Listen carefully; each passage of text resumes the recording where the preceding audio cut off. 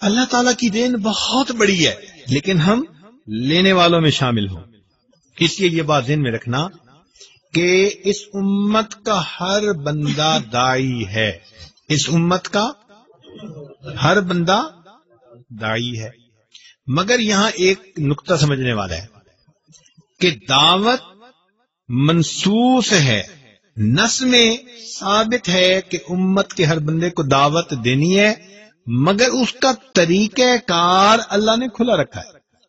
اس کا طریقہ کار کیا اللہ نے کھلا رکھا ہے؟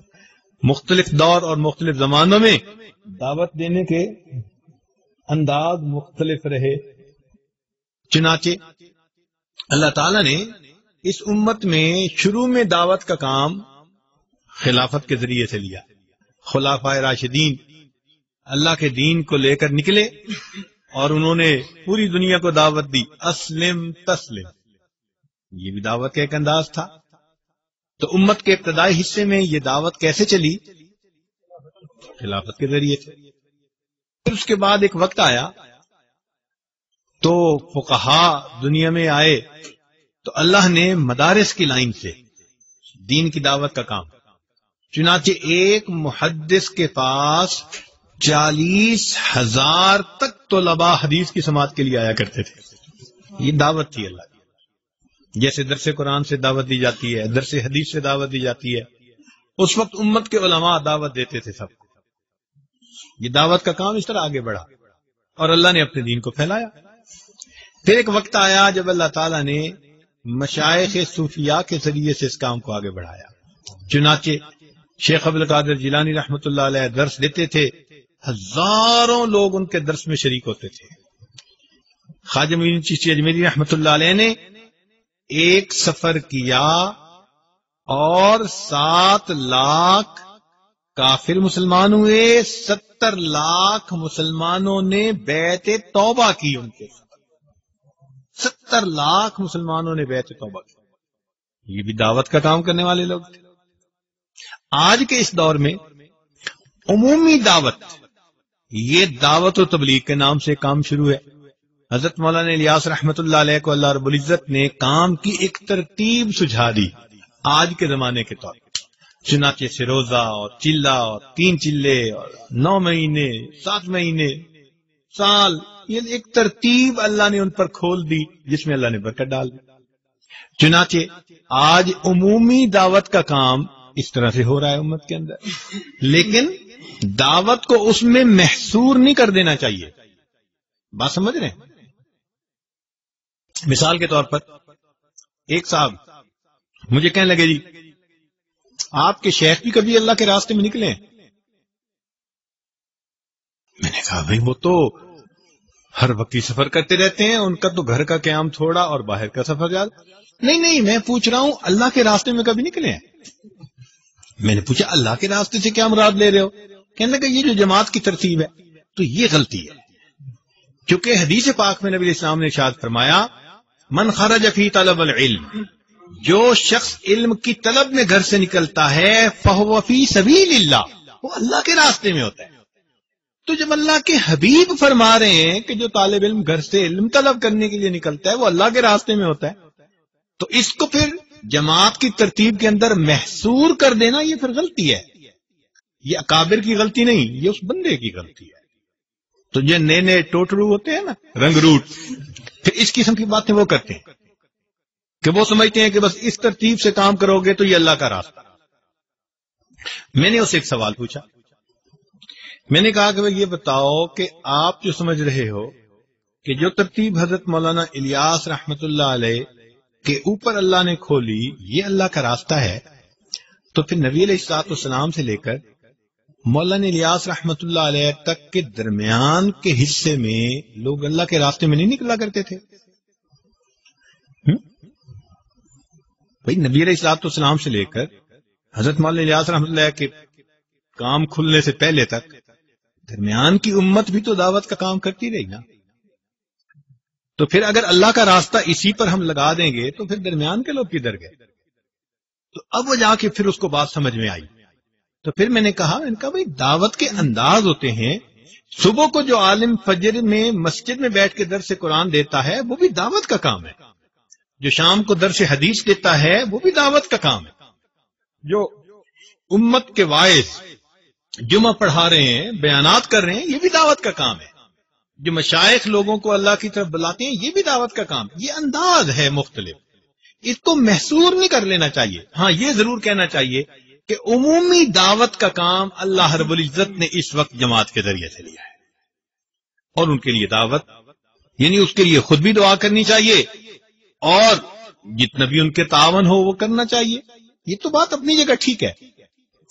اسی لیے کہتے ہیں کہ مولانا یوسف رحمۃ اللہ علیہ حضرت مولانا احمد علی لاہوری رحمۃ اللہ علیہ سے آ کر ملے جو رئیس التبلیغ تھے. تو انہوں نے آ کے اپنے کام کے بارے میں کچھ بتایا. تو مولانا احمد علی لاہوری رحمۃ اللہ علیہ نے ایک بات بتائی، فرمایا کہ جب تمہیں اپنی بقا کے لیے دین کے دوسرے شعبے کے لوگوں کا فنا ہونا ضروری محسوس ہوگا تو یہ تمہارا گمراہی کی طرف پہلا قدم ہوگا. جب تمہیں اپنی بقا کے لیے دوسرے شعبوں میں کام کرنے والے لوگوں کا فنا ہونا ضروری، تو اس لیے یہ بھی ایک غلط فہمی ہے کہ انسان یہ سمجھے کہ بس صرف یہ ایک دین کا کام ہے. مدارس والے دین کا کام کر رہے ہیں، اور یہ ترتیب نبی علیہ السلام سے چلی، اصحاب صفہ سے چلی اور آج تک چل رہی ہے.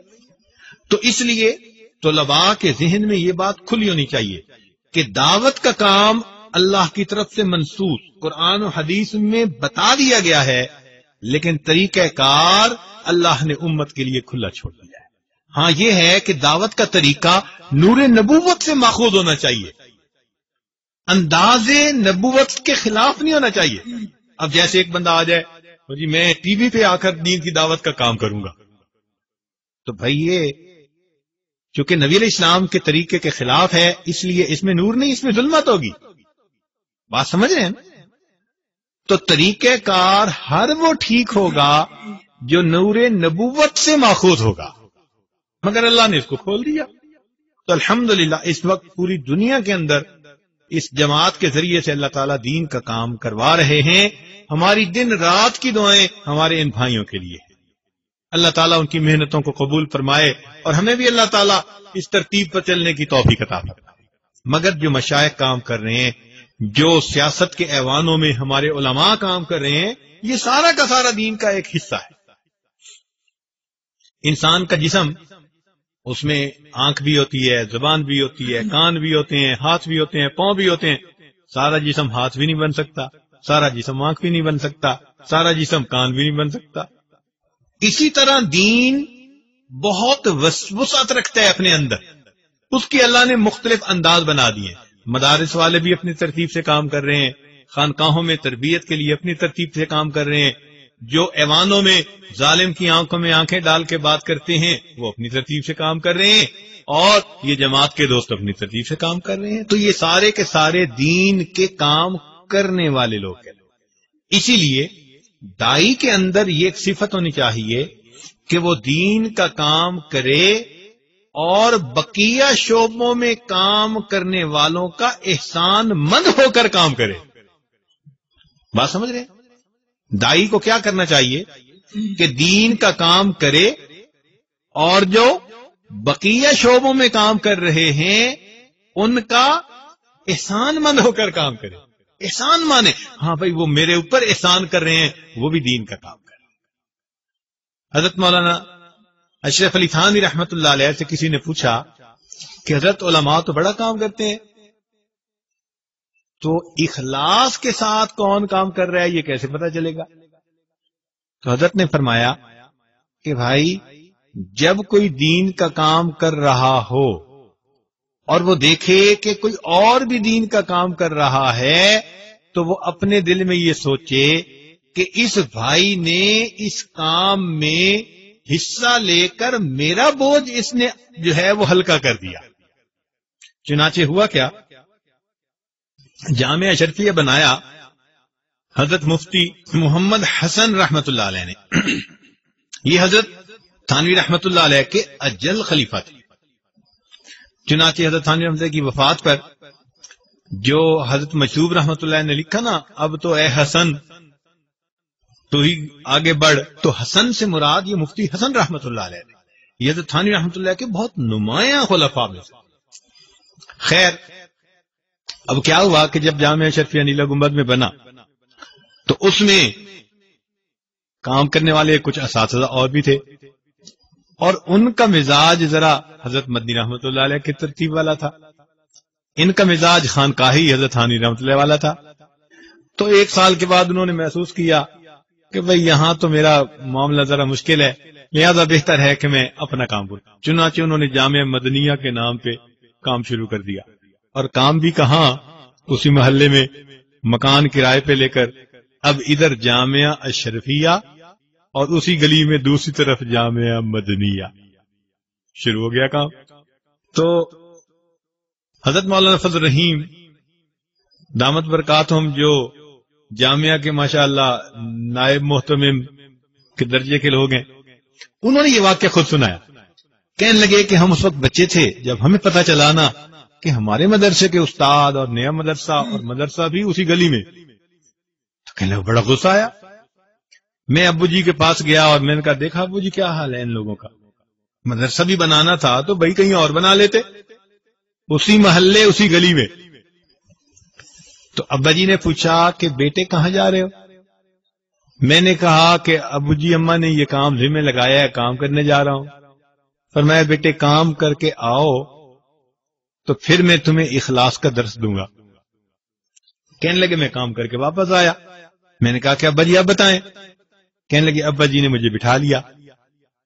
فرمان لگے بیٹے یہ بتاؤ، اگر تمہارے سر پہ بوجھ ہو اور اتنا بھاری ہو کہ تمہاری گردن ٹوٹی جا رہی ہو، اٹھایا نہ جا رہا ہو، تمہیں ہر لمحے ڈر ہو کہ گر جاؤ گے، دب جاؤ گے بوجھ کے نیچے، اور اتنے میں کوئی بندہ آ جائے اور کہہ دے یار آدھا بوجھ میرے سر پہ رکھ دو میں تمہیں منزل تک پہنچا دیتا ہوں، تو وہ تمہارا دشمن ہوگا یا تمہارا دوست ہوگا؟ کہنے لگے میں نے کہا کہ ابو جی وہ تو دوست ہوگا جو منزل تک بوجھ پہنچائے گا. فرمایا کہ بیٹے معاملہ ایسا ہی ہے، پہلے ہمارا یہ مدرسہ پورے لاہور شہر میں ایک کتابی مدرسہ تھا، تو پورے شہر کی مسئولیت کا بوجھ ہمارے سر پہ تھا. اب وہ بھی مدرسہ بن گیا، مسئولیت کا بوجھ تقسیم ہو گیا، تو وہ ہمارے محسن ہیں یا ہمارے دشمن ہیں؟ کہنے لگے میں نے کہا ابو اس طرح تو وہ ہمارے محسن بنتے ہیں. فرمایا میں بھی یہی سوچتا ہوں کہ انہوں نے مدرسہ بنا کر ہمارے اوپر احسان کیا ہے. یہ مخلص لوگ ہوتے ہیں. تو دائی جب مخلص ہوگا تو اس کی پہچان کیا ہوگی کہ دین کے دوسرے شعبوں میں کام کرنے والوں کا احسان مند ہوگا. بات سمجھ رہے ہیں؟